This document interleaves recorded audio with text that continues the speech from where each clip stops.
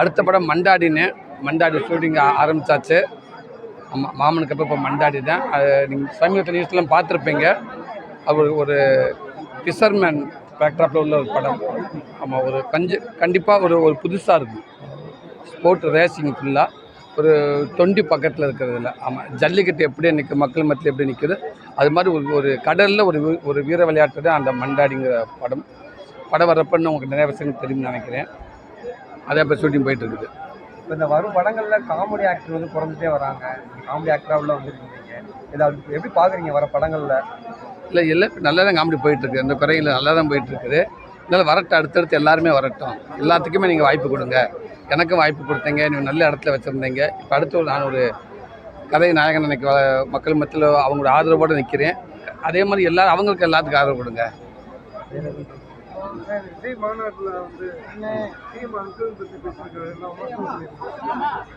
இல்லைண்ணே, அதுக்கு என்னால் சொல்ல விரும்பலை.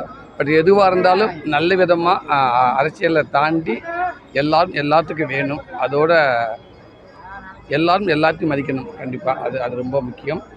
கண்டிப்பாக அதில் வேற ஒன்றும் கருத்தில் வெளியே போயிட்டு தான் சொல்கிறாரு. அதை எப்படி பார்க்குறீங்க நீங்கள்? திரையுலகத்தில் இருக்கீங்க, அதை பற்றி? இல்லைங்க, இன்றைக்கி அவர் ஒதுங்கி அரசியலுக்கு போயிருக்காரு. கண்டிப்பாக இதுதான் போயிருக்கு. அடுத்தவர் வரலாம்.